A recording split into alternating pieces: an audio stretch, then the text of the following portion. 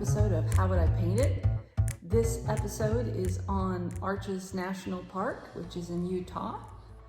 The reference photo, let's start right there, is by Chris Janda, who is a photographer who generously posted it for free use on a website called pexels.com.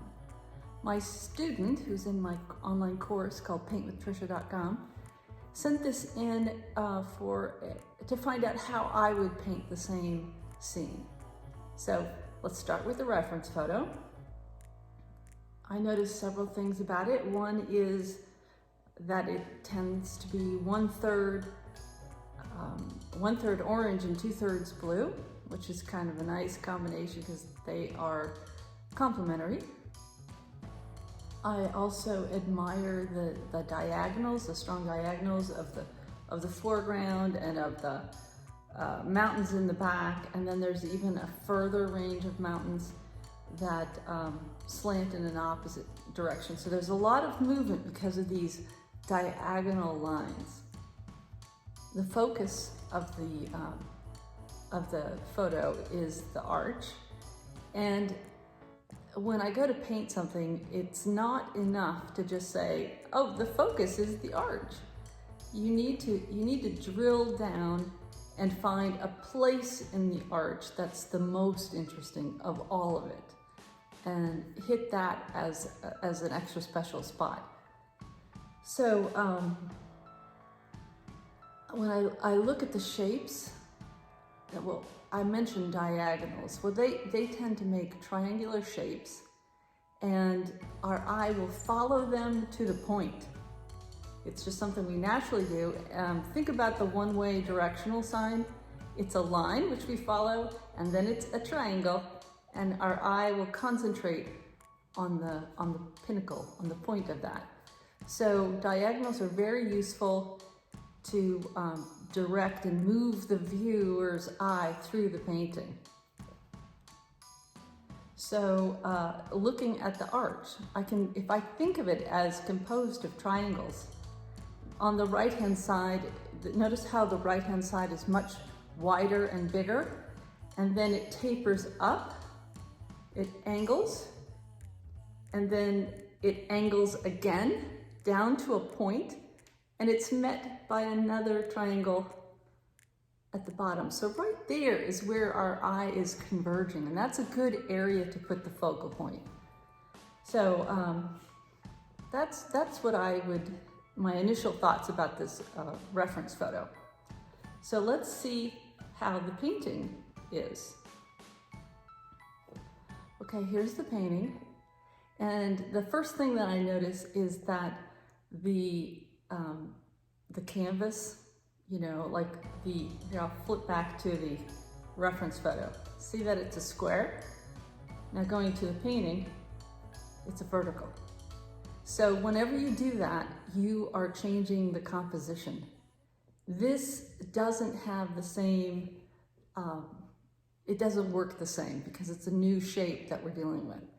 So when I look at this one, the painting, I see it a bit as a tunnel composition. That means you've got a circle and it concentrates your gaze inside the circle, just like when you circle some text. So people will look at it because it's been circled. So that means that we have to have something interesting inside that area. So when I look at those far mountains, they're blue and they're far away, so they're kind of a neutral blue. They're very grayed out, and that's what you do to suggest distance. So what I would do is I would put a few patches of more saturated blue in those far mountains inside the circle of the arch, so that if your eye concentrates in there and looks through, it sees something delicious back there. I think of it like cheese. For my viewers are little mice, and they have to run the maze, and then when they get there, they get a little piece of cheese. So anyway, that's what I would do on this. And the other thing that I would do is in landscape painting, you want to emphasize the space, and especially this reference photo, one of the grand things about it is how big the space is. It's, you know, it's like if you saw those people, they're this big and the arch is huge. And then you've got this big canyon and mountains and then more mountains. So I would make sure to add that second lighter, further away mountain range just to emphasize the space.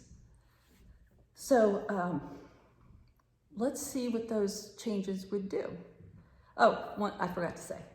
I noticed in this painting that we have two skinny areas on the arch. So we have the convergence on the left that I talked about, and then it's gotten skinny over on the right and made sort of a second place where you're directing the eye. So since that wasn't in the reference photo, and because I do want to direct everyone over to the left side, I would go ahead and thicken that up a little bit. So let's look at the painting as I rendered it.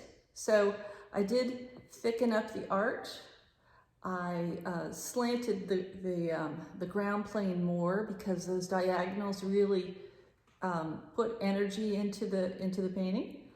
And I put some blue on the mountain in the back, and blue is pretty natural for mountains because, you know, atmospheric recession makes things bluer. And then I added a little grayer, lighter range further beyond that in an its triangle. You get the big mountains and then you get the little ones, and they're making these triangles that meet inside the arch at the blue spot. So that's kind of nice. And I highlighted the arch over on the left side because I've decided that's the most interesting part of the arch because of its shape and its gesture. And you'll notice that.